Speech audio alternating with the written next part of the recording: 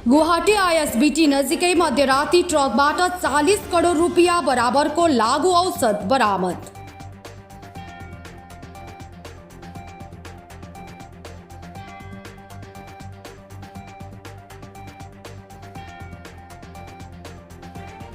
पश्चिम Guwahati police जिल्लाले बुधबार राति गाचुक स्थित आईएसबीटी नजिकै ठूलो अन्तर्राज्यीय लागू औषधको खेप बरामद गरेको छ। पुलिसले बरामद लागू औषधको अनुमानित मूल्य करिब 40 करोड रुपियाँ रहेको जनाएको छ। विशेष सूचनाका आधारमा पुलिसले मणिपुरबाट असम हुँदै देशका अन्य भागतर्फ लागू औषध ओसारिरहेको एउटा भारी ट्रकलाई रोक्न अभियान सञ्चालन गरेको थियो। पुलिसले लामो सवारी पछ्याउने क्रममा गुवाहाटीको आईएसबीटी नजिकै ट्रकलाई नियन्त्रणमा लिन सफल भएको पश्चिमका डीसीपी बालिन देउरीले मध्यरातको कारवाहीपछि सञ्चार माध्यमलाई जानकारी दिएका छन्। আজি গোপন সূত্ৰক্ৰম খেদি আমাৰ আৰক্ষীয়ে পশ্চিম গুৱাহাটী পুলিচ জিলাৰ আৰক্ষীয়ে 1 লাখ এখন ট্ৰাক আমি পাইছোঁ আৰু ট্ৰাকৰ যি সিক্ৰেট চেম্বাৰ সেই চেম্বাৰত আমি 15 পেকেট ইয়াবা টেবলেট পাইছোঁ। প্ৰতিটো পেকেটত 10,000কে আছে আৰু 15 পেকেট পাইছোঁ। টোটেল 1,50,000 ইয়াবা টেবলেটছ আৰু 10 পেকেট হেৰি ব্ৰাউন হিৰো মানে সাসপেক্টেড হিৰোইন পাইছোঁ।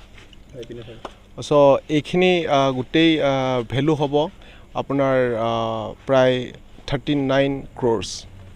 उनका अनुसार ट्रकमा अन्य कुनै सामान थिएन।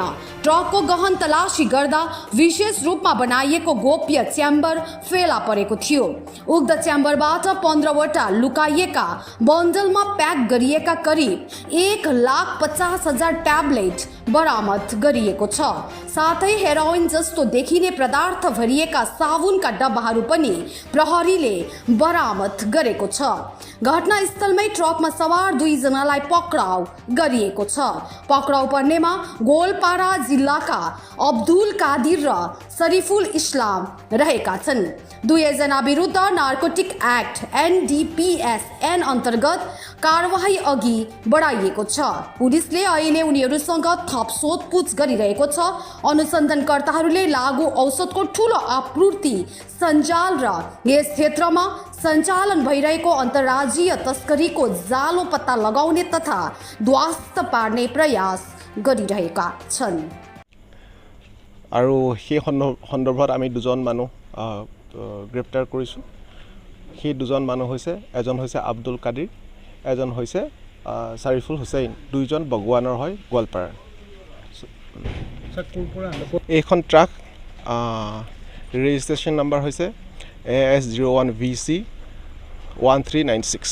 কেনেকুৱা ব্যৱস্থা অৱলম্বন কৰিছিল তেওঁলোকে? হয়, সিক্ৰেট চেম্বাৰ তেওঁলোকে বনাই লৈছে আৰু যিহেতু এইটো বহুত কোটি টকাৰ আপোনালোকে গম পাইছে, প্ৰায় 40 কোটি টকাৰ হেৰি হয়, গতিকে তেওঁলোকে সিক্ৰেট চেম্বাৰ বনাই মণিপুৰৰ পৰা এইটো আনিছে আৰু মণিপুৰৰ পৰা তেওঁলোকে বাহিৰ মানে আমাৰ অসম পাৰ হৈ নিয়াৰ তেওঁলোকৰ প্লেন আছিলে, বাট আন্তঃৰাষ্ট্ৰীয় হয় আৰু আমি সেইটোক ডিটেইন কৰিলোঁ।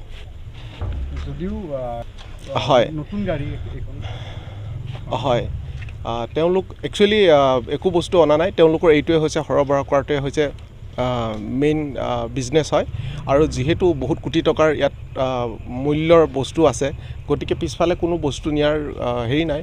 আৰু যেতিয়া খালী ট্ৰাক বুলি কয়, নৰ্মেলি খালী ট্ৰাক হ'লে আমাৰ যিকোনো মানে ল' এনফৰ্চমেণ্ট এজেঞ্চিয়ে সন্দেহ নকৰিব, সেইটো কাৰণে তেওঁলোকে এইবিলাক কৰিছে।